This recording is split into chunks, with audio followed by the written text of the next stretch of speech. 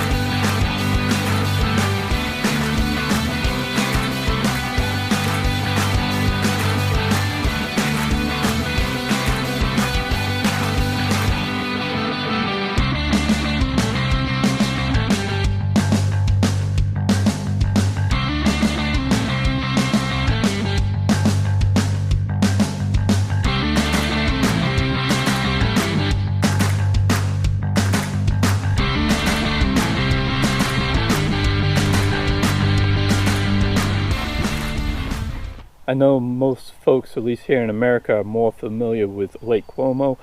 This is very similar in the same region of Italy, but I've never been to Lake Como, but I can't imagine a prettier place than Lake Garda. The entire area is very walkable or runnable. They got multi-use trails that connect all these little quaint villages all around the lake, and their grand plan is to do a multi-use trail that runs the entire over 100 miles the perimeter of the lake. So again, get the chance to go to Lake Garda, you must go. Back to the New Balance SuperComp trainer version number 2. Let's hit the basics on this one. Neutral support shoe. It's made for road and track running. It's actually listed as maximum cushioning. 6mm drop, size 12, weighed in at 10.9 ounces or 309 grams. Found it true to size. I gave this an F for sustainability. Ever since I started giving out my sustainability grades, every shoe company in one form or another talk about what they've done to the shoe, what they've incorporated into it, what type of practices they made for the dye, something that talks about the sustainability. New Balance, there's not a word about that. Very disappointed it gets an F. I'll tell you, I'm not going to buy another New Balance shoe until they start paying attention and doing something for sustainability. And finally, cost $180. Now this is version 2 of the SuperComp trainer. I never wore version 1. I get into the changes from version 1 to version 2 in my initial impression video, so if you're interested in that, you'll need to watch it. But let me just suffice it to say, of the other reviews of folks who have worn both shoes and what I've listened to, there's a general consensus everybody really likes version 2 more than version 1. As for the fit, when I first put this shoe on, one of my favorite shoes ever, probably in the top 3. I loved everything about the fit on it. Starting at the toe box standard, it does seem to have, for somebody with narrow feet like myself, it does have a bit of excess material here at the top, but I was locked in beautifully. I think a lot of that has to do here with the midfoot. You can see it's gusseted on both sides, right? Not just the interior. And those gusset straps do a great job, I think, of just really locking in nice and securely the midfoot, which then translates up to the toe box. And when you get back down here to the heel, It has all the features that I personally love, that the material starts kind of narrow here at the bottom, builds up as you get to the top here of the shoe collar. The heel fits you just perfectly. Again, everything about it I loved, and kind of the icing on the cake is this engineered mesh. When you hold it up to the light, you can see a lot of light coming through. It's just so nice, light and airy. No complaints on the fit. It was just wonderful. As for the ride, what they've done is take a carbon plate and they've embedded it inside 2 layers of the New Balance fuse cell foam.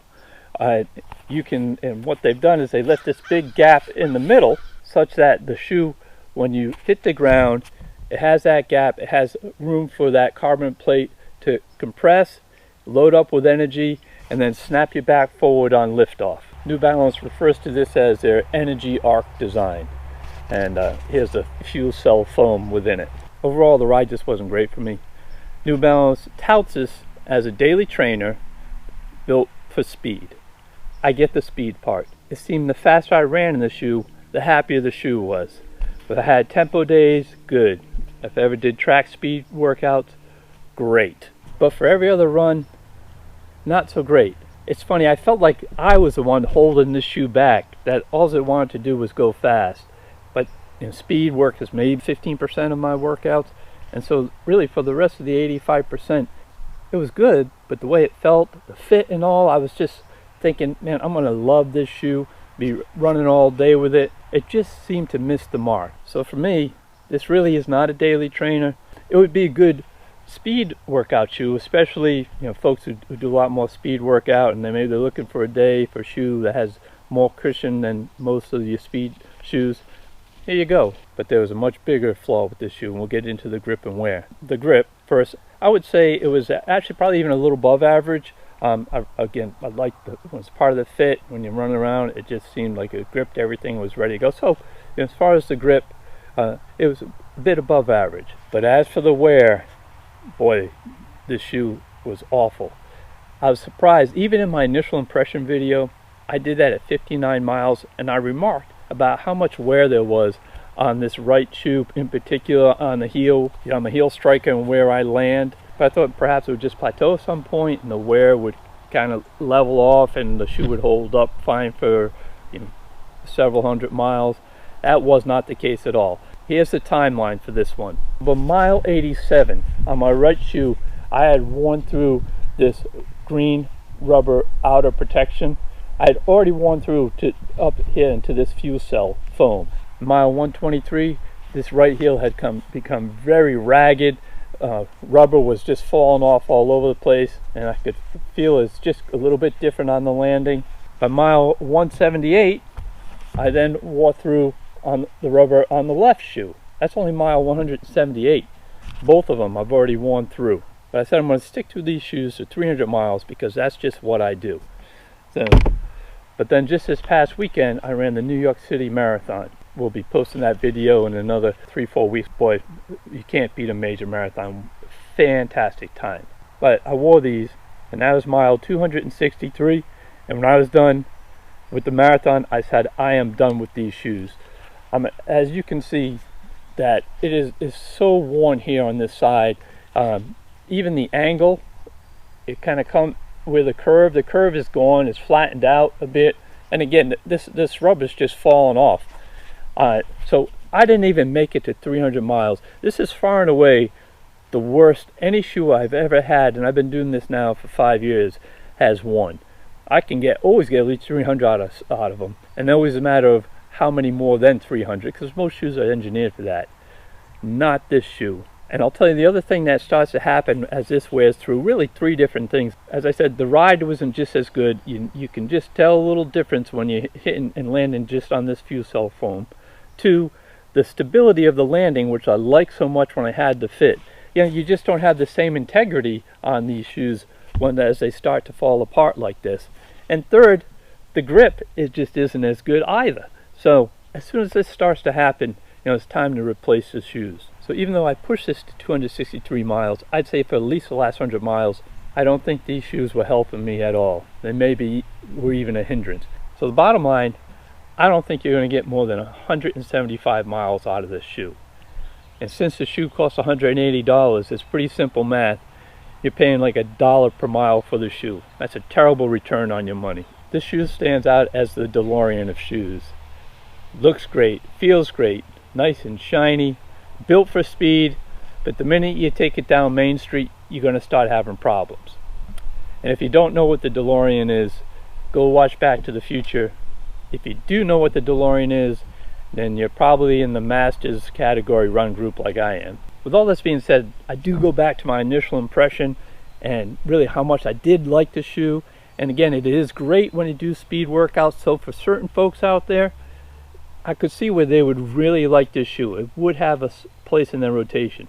But if you're just looking for that daily trainer that you can bring out and wear every day and log the miles, this is not your answer. I would love to know what other people's experience is with the New Balance SuperComp Trainer version 2. If you have thoughts about it, if you want it, please put it in the comment section down below. Maybe I got some weird faulty batch where this rubber just wasn't made correctly or wasn't put on correctly. I don't know. If you have thoughts about it, please go ahead and share it down below. I'll also add that here, Racing Nation, that's what we're doing. We're doing a race in every state. We do a video of our trip, not just the race, but of the place we're visiting, of the food that we eat.